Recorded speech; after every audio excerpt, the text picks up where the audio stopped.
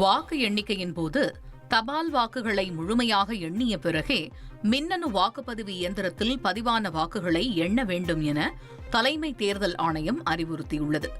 வாக்கு எண்ணிக்கை நாளன்று பொதுவாக காலை 8 மணிக்கு தபால் வாக்குகள் எண்ணப்பட்டு 8:30க்கு மின்னணு வாக்குப்பதிவு இயந்திரத்தில் பதிவான வாக்குகள் எண்ணப்படுவது வழக்கம். ஒருவேளை 8:30 மணிக்குள் தபால் வாக்குகள் எண்ணும் பணி நிறைவு பெறாவிட்டால் அது எந்த கட்டத்தில் இருந்தாலும் 8:30க்கு தாமாகவே மின்னணு வாக்குப்பதிவு இயந்திர வாக்குகளை எண்ணும் பணி தொடங்கும். இந்த நடைமுறையில் சில மாற்றங்களை கொண்டு வந்த தேர்தல் ஆணையம் முதலில் தபால் வாக்குகளை முழுமையாக எண்ணிவிட்டு 2ஆம் சுற்றில் மின்னணு வாக்குப்பதிவு இயந்திரத்தில் பதிவான வாக்குகளை எண்ண வேண்டும் என தேர்தல் பணியில் ஈடுபடும் அலுவலர்களுக்கு அறிவுறுத்தியுள்ளது. இது தொடர்பான வழிகாட்டி நெறிமுறையை வெளியிட்ட தேர்தல் ஆணையம் மாற்றுத்திறனாளிகள் மற்றும் 85 வயதை கடந்த மூத்த குடிமக்களுக்கு வீட்டில் இருந்து வாக்களிக்கும் வசதி வழங்கப்பட்டிருப்பதால் தபால் வாக்குகள் அதிகரிப்பதை கருத்தில் கொண்டு இந்த முடிவை எடுத்திருக்கிறது.